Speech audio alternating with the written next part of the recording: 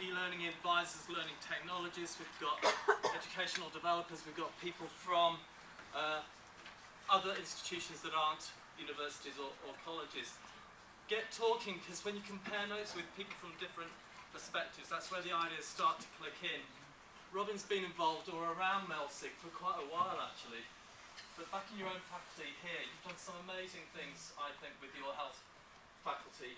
You'll introduce yourself, your role, and you'll introduce your colleagues and indeed students, but we couldn't have done this event without inviting Robin and his colleagues. So over to you, Robin. Yeah, hello. So I'm Robin Gissing, as I'm sure you might know. I'm a technology enhanced learning advisor at Hallam here. I work in the health faculty, and it's split across two sites, so 2 floors below us. And we've also got way about 2 miles in that direction, a collegiate campus as well, which is where we're based. The first bit, and I'll introduce people as they come up really, so probably makes more sense when you learn the names then. But we'll start off with me and my colleague Tom Jolly. Tom works alongside me over the side.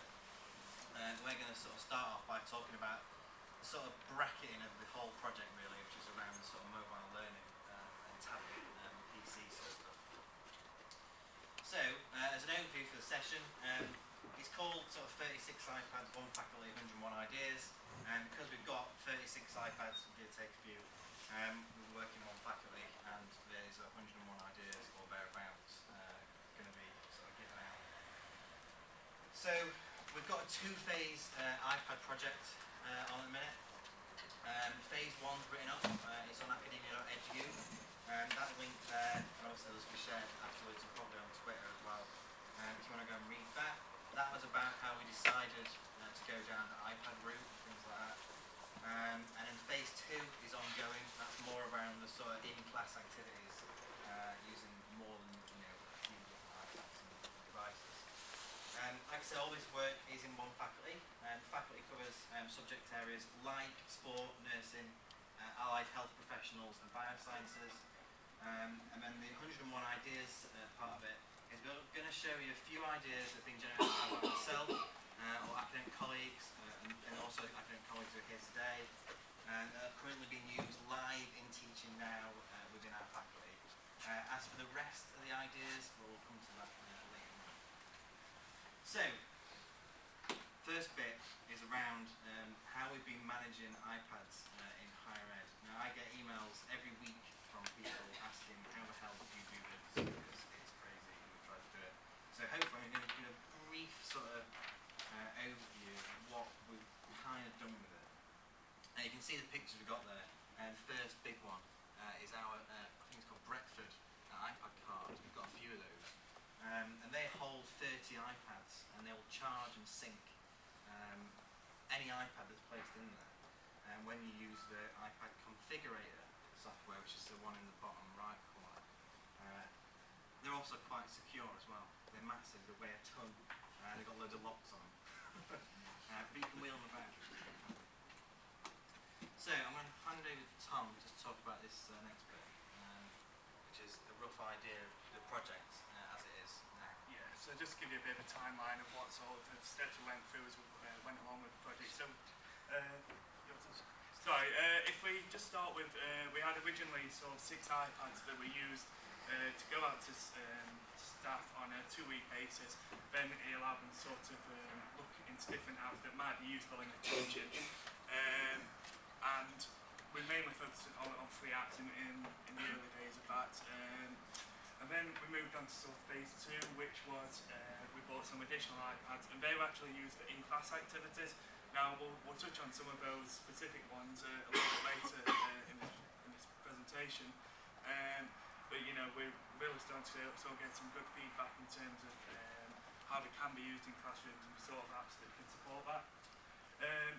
Then what came along was we actually needed to find a way that we could actually distribute these and actually distribute apps amongst a variety of different iPads. Using the Apple configurator, that's how we did it, and also we purchased the card that Robin mentioned, and that allowed us to actually charge and distribute apps onto a number of iPads at once. So we started off with 3 applications, early on, but now we're looking towards volume purchasing program, which is launched in the UK now. So it means that we can actually buy apps in bulk at quite a discount. But I'll leave Robin to tell you a little bit more about that. So, do you want to go about the configurator, or do you want us to start? So, has anyone used or seen the Apple configurator? So about 5% of the room. I'm surprised people have actually at all, because it's hidden away, very much hidden away. There's not much detail about it, around. But effectively, it's an OS X app for the iMac and MacBook. Actually allows you to manage iPads on a quite granular level. So when you plug in, say, even 10, or say like 30 iPads, you can then distribute apps and security details and a whole host of different stuff onto that iPad as a profile. And then you can then go and plug them back in later on, wipe them down to nothing, and then reinstall maybe a completely different profile for a different set of students or staff. So we've got ours set up at the minute in 2 different sections. We've got some which are used in our allied health department, and they require a certain set of applications to be installed, and types of the camera use, and access to various network facilities and things around that particular app. So we can plug in those iPads into the car, load on the profile, take those iPads out of the car, and they're ready for the students to use. We get them back, plug them back in, and then they're wiped back to fresh again, and can be used by the next cohort without any of the information that the students have put on there, going back into circulation. Similarly, we can also pull stuff off as well. So if students are saving sort of things that they want to have access to later, they can pull that stuff off and put it on a shared drive for that particular cohort. And that we tend to use something like content collection, Blackboard content collection, to do that at a module level. As I said before, it does hold 30, but you can have, say if you had 40, 50, 100, you just have to do it 30 at a time, which can get a bit finicky, putting little wires in and out, things like that. But it's not, overly sort of taxing. What you can do with it as well is you can lock down the iPads on to do a lot of different things. So everything you can see in the restrictions portion on your iPad, you can actually control at a lot more deeper level than you can in the restrictions. Plus with the restrictions you have to go and do it every single time for every single iPad. So if you've got 30 odd, typing the code 30 times is going to take you a long time anyway. This you just literally just press one button and once you set the program. But what has changed, this has changed the sort of system we've run quite significantly, and it saved us a lot of time. But what has saved us a lot more time recently was the fact that the volume purchase programs come to the UK. Something that America's had for a long time, and we've not had it. And what the volume purchase program allows is actually you can actually go and purchase redeem codes for applications. So say you've got 30 iPads, you want a copy of Adobe Ideas on every single one. Rather than having to faff around with it, you basically just say, right, I want 30 licenses. It gives you a spreadsheet with all the redeem codes. You then import that spreadsheet into the configurator. It loads that on the 30 iPads. Simple as that. You can also add extra codes onto that. Say you've got a couple of academics who've got their own iPads, you want them to have Adobe Ideas as well, you can give them the code. They just go to the iTunes store, type it in the redeem box, they've got Adobe Ideas on it. But it's not a case of they've got it, that's it, they're never going to give it you back. You can actually claw back that code as well. So if they delete the app, you can then reuse that code and stop that device from actually using that code again, which is really useful. Especially if you've got, if you don't want to purchase too many, something that's quite expensive, and some of the apps that we have been using, we're looking at using a 20, 30 quid pop, so you don't really want to lose any of those. It's very, very challenging to get scripts, and I'm quite happy to speak to anyone who's thinking of doing it, because you have to have separate Apple IDs for every single stage of the process. And then once you've made an Apple ID for one part of the process, it knows what type of account that is, users access to other parts of Apple systems, which gets really confusing. So we've actually got like 4 or 5 Apple IDs, all just for one box. So there's not a lot of documentation out there as well, which has been quite challenging. Okay, so you might be asking at this point, so what about Android? We've talked a lot about iPads, but there is actually a project going on with a number of Nexus 7s in the Biosciences department based here on the City campus. That works a little bit differently, and it works more of a personal device level. So actually we're sort of giving out a number of iPads to a small cohort of students, the forensic students in Biosciences, letting them sort of use them for a year. And actually use them just as a personal device. Similarly, we're giving a number to staff as well, and they can use that for over a year. So, that's been ongoing for just a couple of weeks so far. But it's basically at the moment we're looking to what apps can be used on the Nexus 7. And I've got to say, early indications showing that there's actually a lot less app availability for the Nexus compared to the iPads. But similarly, responses coming back there to say things like, portability, and it was picked up in the last session, but portability of these devices is somewhat better to, if you can use them out on field and things like that. So hopefully there'll be some more speed on that in another sort of in a future session, but so far, so good. What's that project is like? 2 weeks old. You get a Have you got on that one? On the Nexus one? Pardon? How many students have you got on the Nexus? I believe it's, I think it's 26. 26 students and then 10 staff. So, now we're going to look at 3 different stories from the faculty. They're all quite different, but they're all using iPads in some sort of sense or form. So the first one we're going to look at is Mel, my colleague Mel, and 2 students. She's got Lizzie May and Ryan Morton. So I'm going to disappear on that side.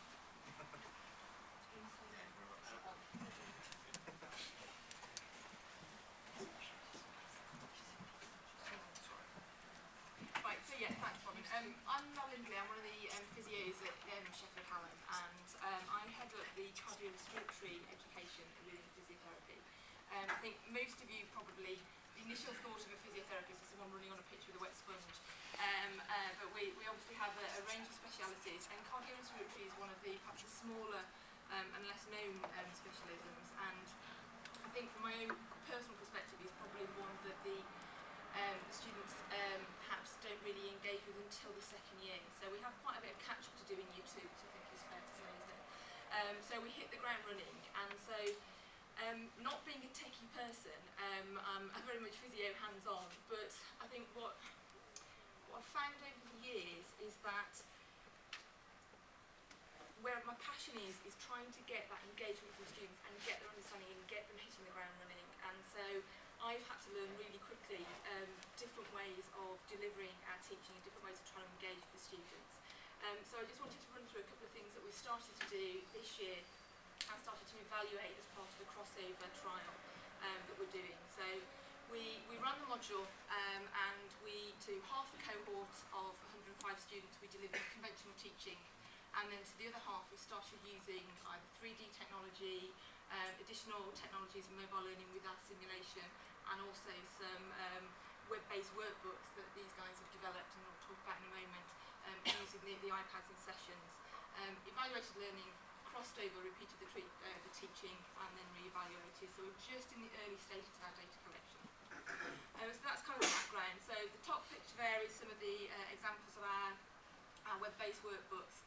I'll talk about in a bit more detail, and then the 3D we've tried to layer on anatomy and physiology in a slightly more engaging way. Okay. So the other part of the background, I suppose, is as part of cardiorespiratory physio, it's the least experience with the students in terms of placements, generally speaking, so the other aspect is trying to get that bridge from theory to practice for students going out as clinicians. So the last couple of years we've done some focus groups, we've got loads of feedback from students as to what are the concepts and the particular theories and topics that have been more challenging to get your head around and then apply in a clinical setting. So that's where we started. And so we then worked with a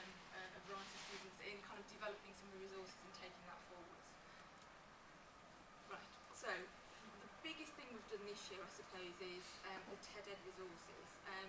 So having got an idea that things needed to change and not being very techy, I've been quite heavily reliant on you guys, haven't I, in terms of, and I think what's worked really well is that working relationship with Robin and Tom in terms of, okay, I've got an idea, it needs to be different, what the heck can I do, bearing in mind I'm a bit rubbish from a technical point of view, and I think you have been really good at translating ideas and then finding technology that I can actually use, and also probably being on hand every 5 minutes when I'm in the middle of trying to actually do it. So for those of you who've got mobile devices, if you want to have a look at a live version of one of our websites, the short address down the bottom will take you to our TED Ed page, or do you want to click on the URL?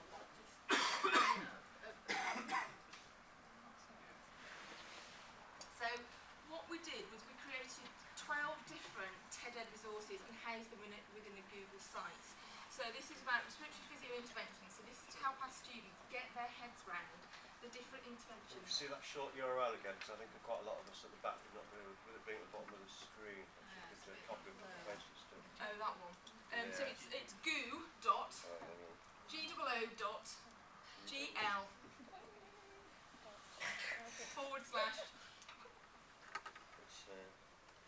HV capital B KG. U.gl. Is it? Sorry, last one's a Q. Sorry, that's not helpful at all, is it?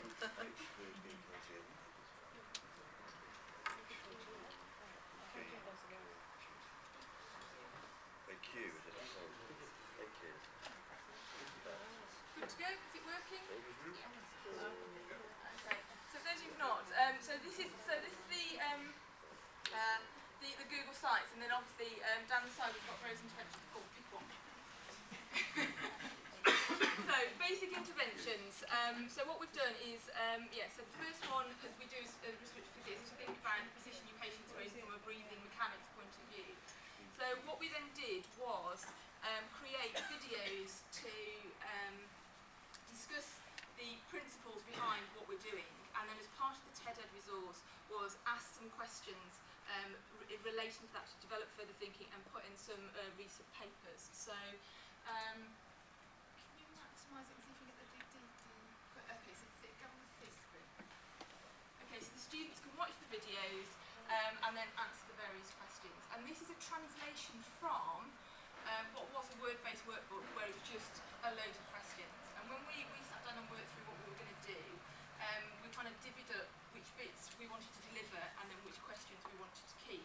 And so the bits around the delivery is what you guys did, and then we kept that. So that's kind of the basis of what we've done. So to try and make a bit more of a leap into clinical practice, but still make the students sort of think and apply their ideas by answering questions. So, and as I say, I think it was you identifying something that was quite easy to achieve from my perspective, so that's what we've done. So we then brought the 16 iPads into the session. So normally the basics of the students print off paper workbooks and bring them in, and we discuss the various interventions. But what we did this year was we brought the iPads into the sessions with these already loaded up, and we got them to use them in the sessions.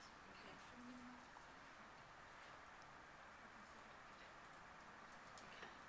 So that's my bit kind of done. So I'm going to pass you over to Lizzie. Cheers. So, like, Mel asked us to get involved with making the videos for the resource, just because we've already done the module and tended to do alright, and we were the only people around in summer. I think that was one of the other things. But there's loads of benefits for students who are thinking about developing resources to help other students learn. I mean, got loads from it.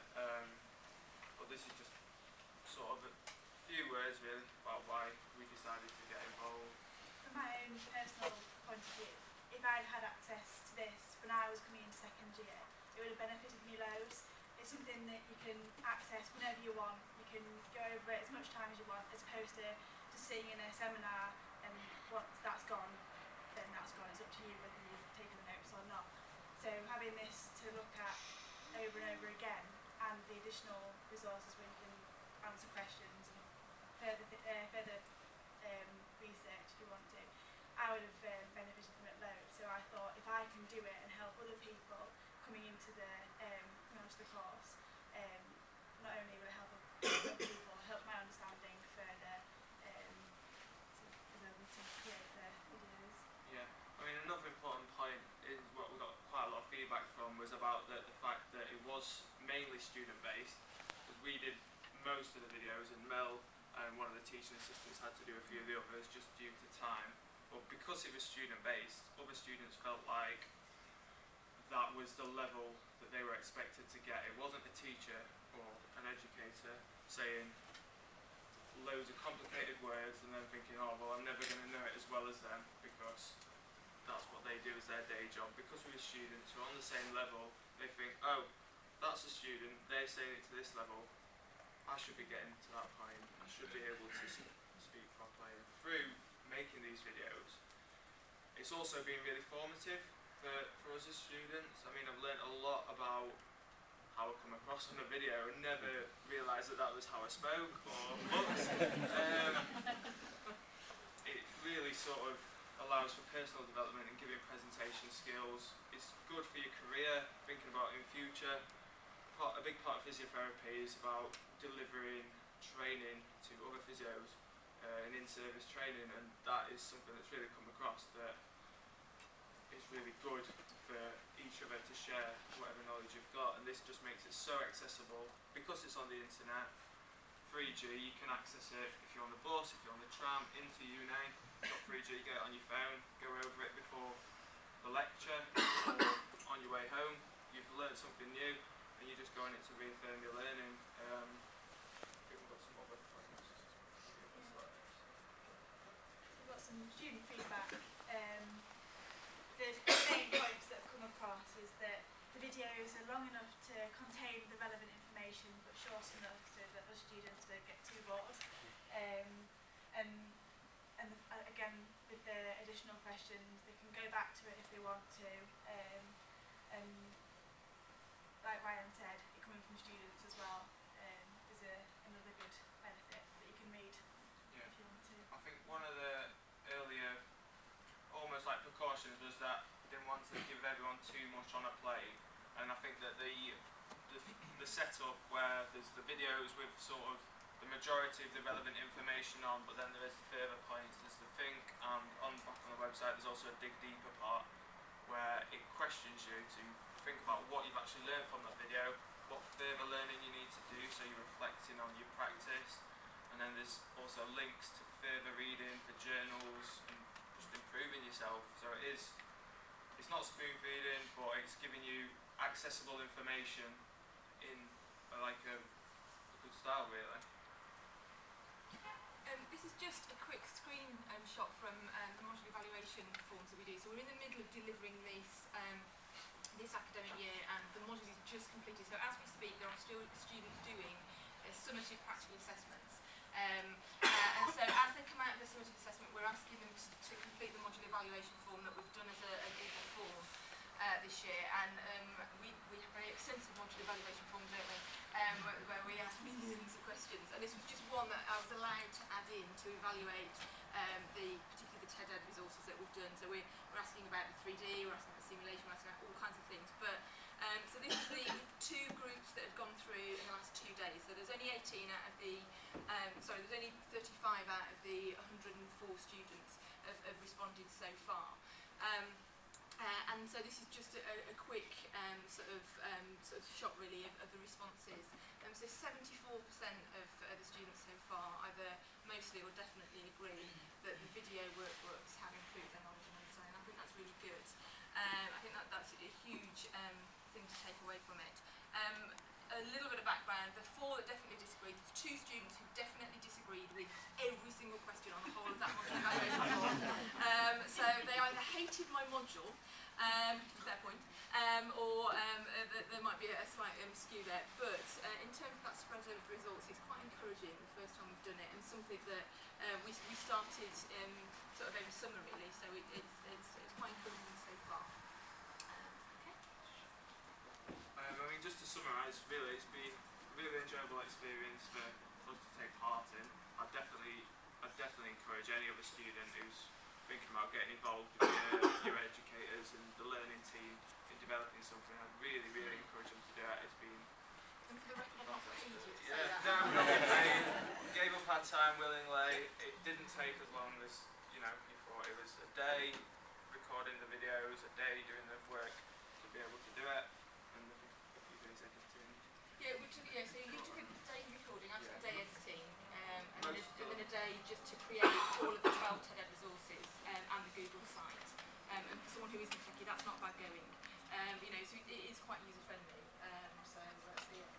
Did you want to add something? I was only going to say, just on what you said about some people don't necessarily have respiratory placements. I've been fortunate to have 2, and even then I didn't see many of these devices used on patients.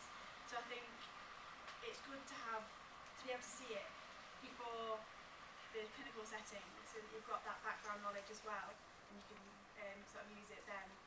Because like I said, I haven't used many of them in clinical practice just yet on placement, so it's good from that point of view as well. I suppose our general sort of staff survey summary.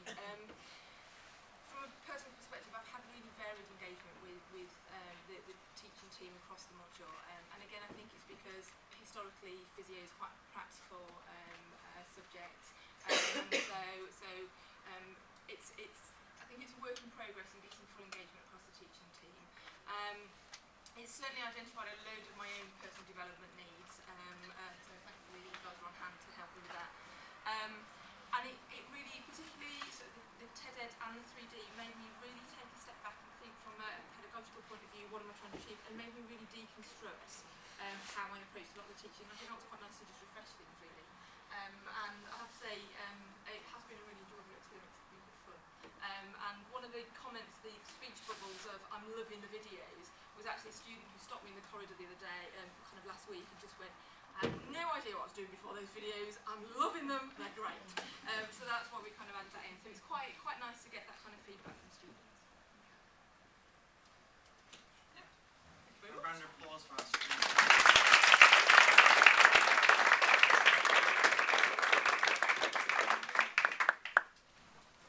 So, the next bit we're going to look at is actually Mel again, but it was me, another colleague. Unfortunately, her son's not very well, so she's not been able to make it today. But anyway, it was sort of been to the White Rose sort of session. You may have seen this already, which is where we're using augmented reality in nursing and in physiotherapy on the iPads to actually extend sort of mannequin-led simulation classes. So what we're doing is actually overlaying patient actors over the top of mannequins. So rather than it being sort of fairly static or something more sort of more lifelike mannequin we've got. And I think again it's that realism, isn't it? Yeah. And that transference of this is a mannequin in a bed versus this is a patient that I might be treating in practice. Yeah. So the designers of the mannequins have gone a long way to making them a lot more accessible to students as being a real patient. You can't quite beat that actually talking and looking at a real patient. There's a quick show of hands. How many people have how many people have never heard of augmented reality? Alright, not a lot many people, that's alright. How many people have used augmented reality even just to sort of quick play around? A good 90%. That's interesting. That's really cool.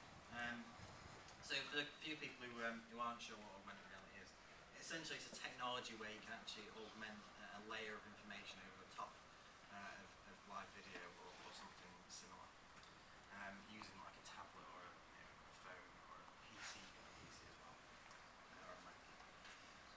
So how we're doing this is actually using iPads and an off-the-shelf application called Orasma. I would have a nice graph for you, but I forgot to put it on. But basically, some students in nursing have been surveyed over this.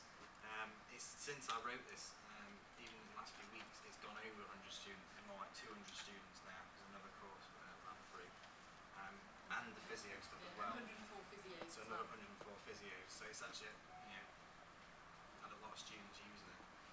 I know for the nursing stuff, it was in the high 80% for yes, I prefer this to doing it in the regular way, which is quite good.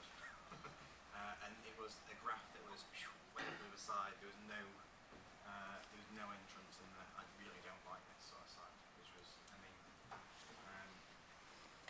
So the best way I can show you really is showing you use a video. So iPads.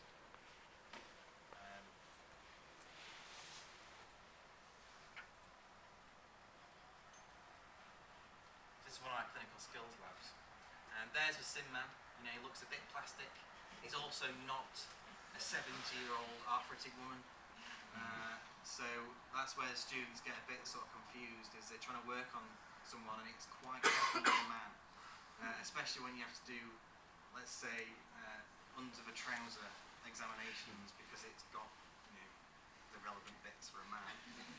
So when you are trying to do a simulation, that's the medical term, yeah. But, you know, just to quickly go back onto that one again, sort of see it.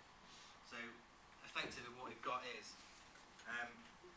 the patient does appear over the top. It's audio visual as well, so there is sound, and the patient is giving out roughly what they would say to a nurse when they first walked up.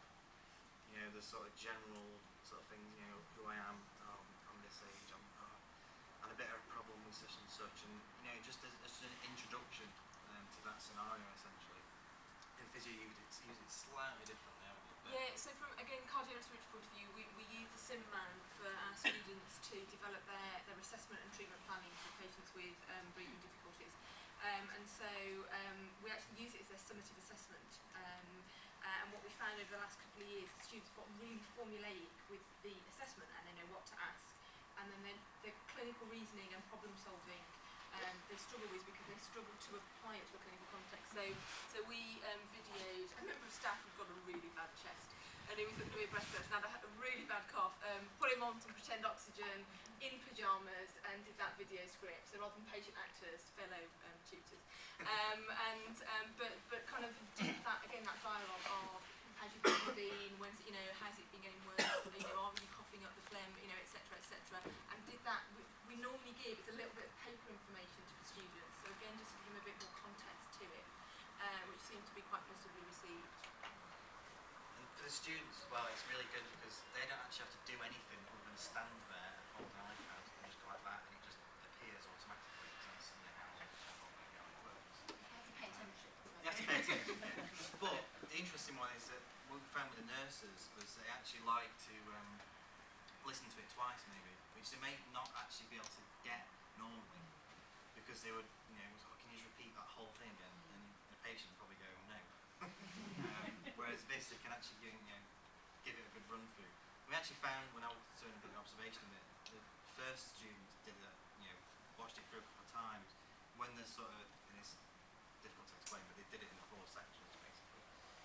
But the later students only had to listen to it once because they'd already seen how it worked and things like that, and they sort of got how it sort of did it. So you could see a progression for the students as they were going on, which I thought was quite interesting. But yeah, I think it's been, you know, relatively successful. I think it's been rolled out across a number of different areas now. So I mean, for my only considerations are accessibility. We've got students with hearing impairments, and so with all the TED videos, they've got transcripts. But so what we do with those students is, with things like this, I have the transcript of that up on the Blackboard site before the session. So just kind of thinking from an accessibility point of view, but also in a noisy classroom, it can also be quite a bit of a challenge. So those are just some of the kind of teething problems we've found. But you've done it a lot more with the nursing staff. We've only done it as well. So I'm sure we'll rely on it. and with the nursing one, that was something that came up quite soon on. Is they were quite quiet because we recorded everything wholly on the iPad. Videos recorded on the iPad, everything. So what I did is I pulled it out into iMovie, boosted the audio, and whacked it back on again, and that kind of did the trick. But yeah, we also have a transcript available. You know, making that transcript dead easy because you can just whack it next to Dragon Dick's feet, and you'll pick it up and it'll just do it. So, you know, the technology kind of works, which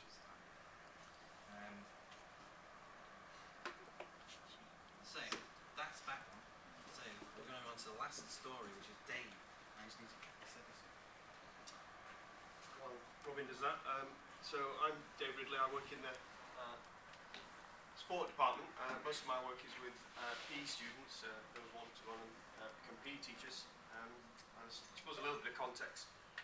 Whilst most of our students arrive very confident games players, and when I say games players, it's my understanding of games, which is sort of sport games, rugby, football, cricket, hockey, not games which some of you might be more used to. What they're not so confident with are areas like gymnastics and dance and athletics. So one of the challenges has been, over 10 years since I've been teaching here, is to get them to connect and engage with some of those other activities a little more. We're talking about, in the first year we have about 100 students, and the same in the second year. So just this year with the iPads that have solved one of my problems, we're looking at about sort of 200 students. So I arrived in 2003, and back then it was still VHS in a big clunky video camera that I used to record the students' own performances. And the importance of that was so they can see their progress much quicker. So they were very unsure about where they were, where their own development was, how to analyse that. So I've always used video analysis to get the students to recognise where their progress is. The problem was that it was always a clunky approach, literally a big clunky thing. And so in those 10 years I went through more recently flip cameras, but the screen was too small. I went through mini DVDs, had to disconnect and reconnect. And the students tended to lose a bit of patience. If it wasn't there instantly, they wanted to get on with their practice. So me trying to get them to look at themselves was always a difficult job. 2013, Robbie talked about the iPads, and I gave it a whirl. The advantage of the iPads, they were definitely quick and slick. And the app that I got the students to use was Coach's Eye. Okay, and has anybody seen Coach's Eye before? So, couple. Okay, well that's useful. Robin's also asked if I would show Coach's Eye, in front of all these experts. So thanks for the pressure on that one. So we'll see how that goes. So quick and slick. So his holding it is quick and slick. To use both the iPads and also the app. Okay, so it kept the students that I work with are very hard working, but they tend to lose patience quickly. The recorded data is impressive, it's very, very relevant. So what they get out, the students really liked. The students also quickly integrated the iPads into their learning. So it became something that they would use. It wasn't gimmicky. They very quickly realised that this is something that they need. I've not been able to get the iPads every single session, and now the students are starting to go, can we get the iPads for next week, please? Okay, so it's sort of, somebody asked early on, one of the questions, are students using these, or are they bringing their own iPads? So some have started to do that, because they recognise I can't bring them every week. The ones that aren't are buying the app for their own iPhone, or they're starting to nag me to bring them more. Okay, and Tom has emailed me to say, Monday? Yep. 12? Yep. And so, and the other real positive is the size of the screen, which enables this group discussion. So as we flick onto the next image, so we have, in fact, if you go back a couple. So this is Alana using the iPad very clearly, very simply, using the Coach's Eye app just to record a performance, whatever it is. Now I didn't set it up like this, but in the background here, there are some groups just using one of the other iPads. And we use about, I think we can get away with 4 in a group of 24, because they rotate that around. Okay. Ideally more is beneficial, but 4 out of 24 is 4 in 24 is the minimum, I think. So if you just click on a couple, so that's an obvious thing, but focusing on this here as well is it forms that tool from which they discuss. So yes, these see their own analysis, but then there are also some other advantages around the sort of social skills. So I just tried to very briefly, for me it's had real subject-specific impact. Subject knowledge, their observation, analytical skills, and they're able to see their performance much quicker. But there are also generic skills around communication, social skills, giving and receiving feedback, and it leads them very quickly into solving problems that they have. So how does their routine need to change? How does their particular skill need to change? So it's in their face, literally, they can see it very quickly what they need to do to change. The other impact it's had on my teaching, it's allowed the students to become much more independent. Beforehand, because their subject knowledge in this area wasn't great, they were always sort of dragging me, what does this look like? How does this look? Is this better than? So I was getting pulled to every group left, right and centre. Or I was going in and stopping them, can you do that again? Can you do that again? Can we have another look at it? And they were getting quite frustrated at that stop-start approach. Now they record it, they can watch it forwards and backwards as many times as they like. I do think it's given the students a sense of empowerment as well, so they're not relying on me, they can get on with it. And I do think they are connecting more with the activity areas as a whole. Can I have another slide? Yes, go for it. Should I have a go with it? Yeah. Ooh.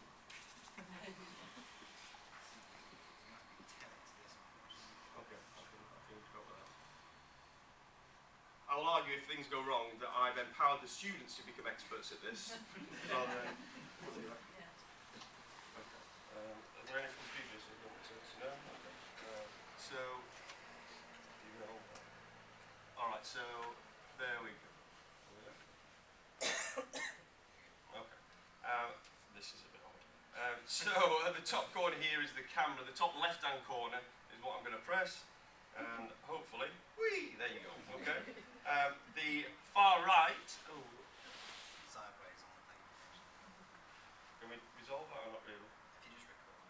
Okay. So the far right is the record button. There we go. If you want to give us a wave, give us a wave. Everyone gives a wave. Someone gives a wave. There we go. It's gone off on there. So.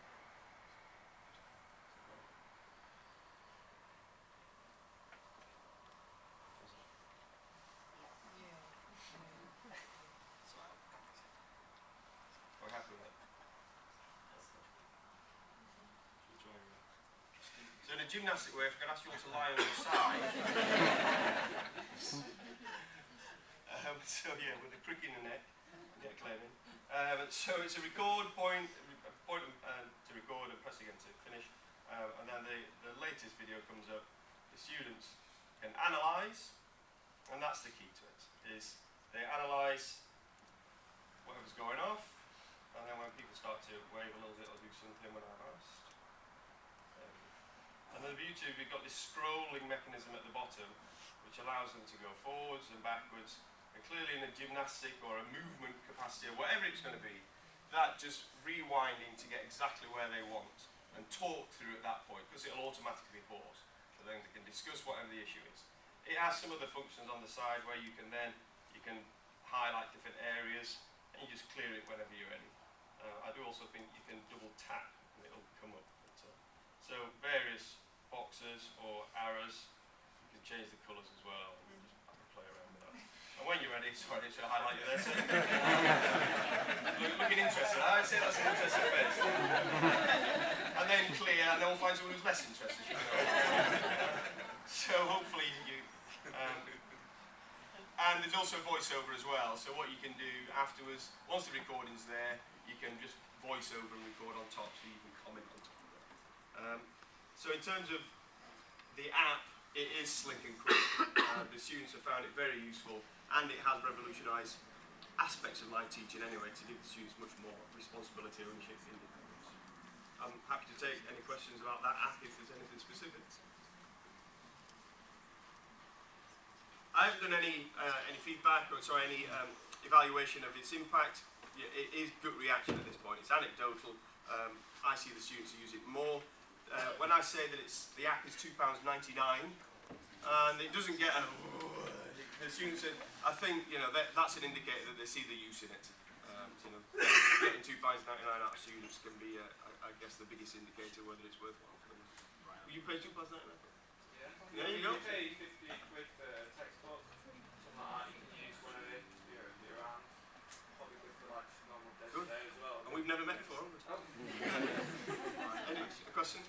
It was just how much have people taken uptake using ordinary video cameras or their own cameras with HDR on it, as well as. Well, interestingly, somebody used one of the iPads and just recorded it through the normal video recording device, and and we're then quite confused about why they couldn't scroll back or they were having to jump back, and we were both looking at this going, and they recognised that they didn't go through the app, the Coach's Eye app. Yeah. So actually the functionality of it was far less. So they had to skip back right to or trying to scroll back. So yeah, the app was the key thing in that. Anything else? Happy? Yeah. Okay. That's it. So, last bit of the talk really, and I've got about 10 minutes left, so I'll try and finish a little bit early so we can do lunch. Is 101 ideas thing. Now, I spoke to Andrew about this a while back. It was on our blog, and there's the address outside, we can see that at the back. I've collated a list of ideas to use mobile devices with like iPads and tablets and that in learning teaching HE. And I've seen loads of stuff like this around sort of like school-based sort of uses and things like that. I've not seen much about it in the HE as a giant list. So far, it's about 80 ideas on there. Each one I'm writing up as a mini case study on the blog. There's about 10 of those so far. So have a look at that link. If you're going to want to contribute anything to it, feel free to email me. You know, we'll put it on there. If anyone wants to write a little case study, even better. But yeah, so effectively, that's it. So it's over to questions. So if anyone's got any questions, by me, Tom, or the panel members. Can you leave the link up, Ronnie? Because I'm not that quick at typing. I'll share all this on Twitter later as well, all the links. Can I just say we will be making every effort to collect every bit of linkage and information so don't worry too much about missing things. We'll get it all back to you. And if anyone wants to see it, like literally 15 minutes time, either grab me or go on Twitter. I'm at Robin Gissing. I'll put all the links up there as well. What's been the main driver behind this culture change in terms of utilising the iPads in different features? Who's been the driver, and how have you gone about kind of rolling that across the university? Across the university,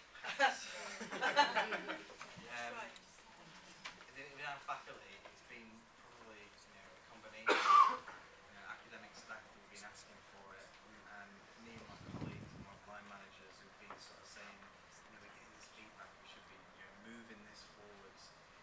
My boss, Pete Walder, probably a lot of people in the room know, massive sort of advocate of mobile technologies, and Pete's been driving away at this for years, and I think it's quite happy to see a lot of success happening there. It's trying to at grassroots level just get that information from academics. I support that people being an academic and having a real love for this is really switched on to it. Additionally to that, Pete's always very keen that we have this at-elbow support and getting the right people with the right approach. Gives me confidence that I'll go and seek help when it's needed. So yeah, trusted colleagues.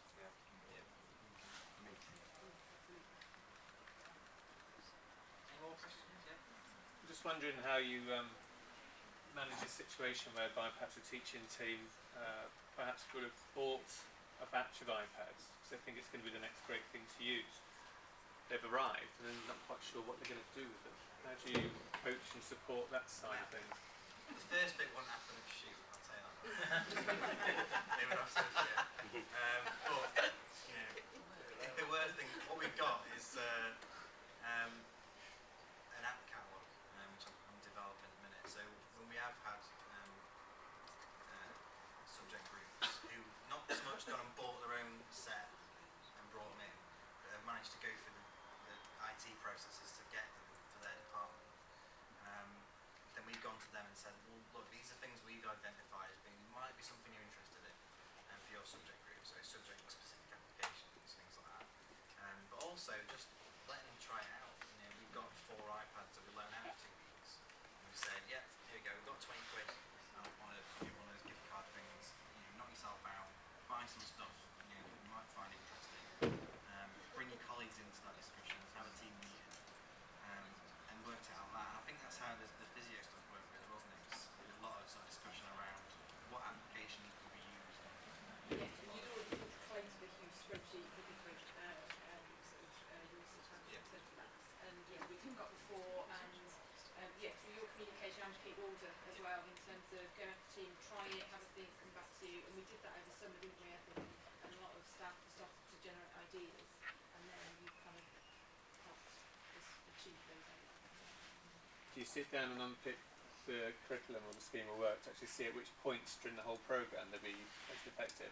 I'd love to say yes.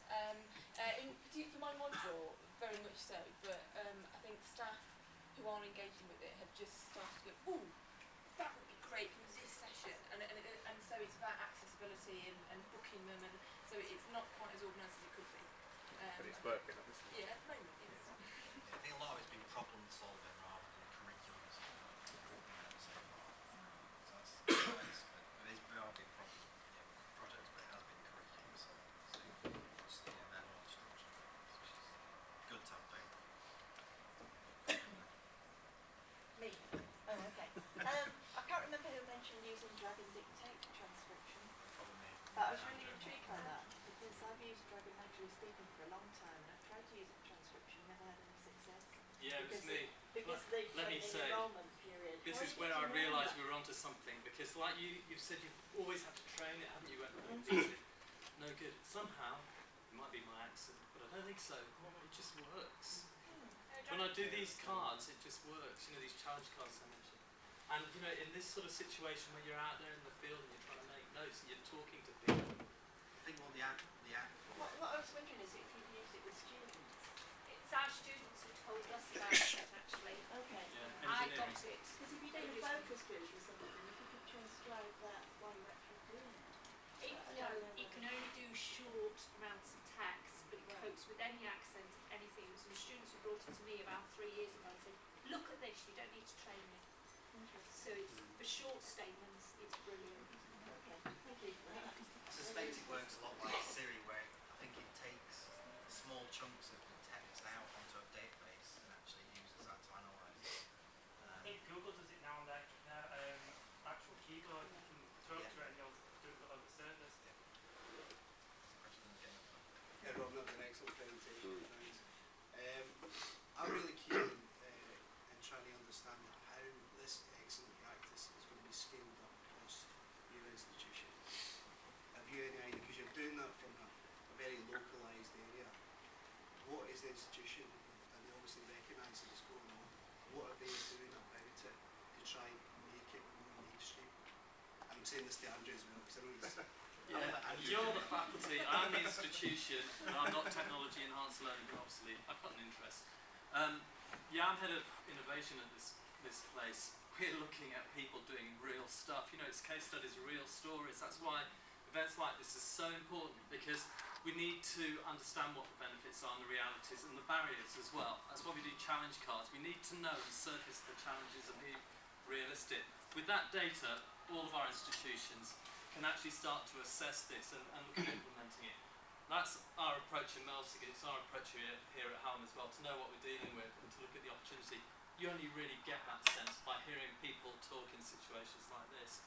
So our technology enhanced learning team are obviously interested in the centre of the university, are obviously interested in what Robin and others here are doing.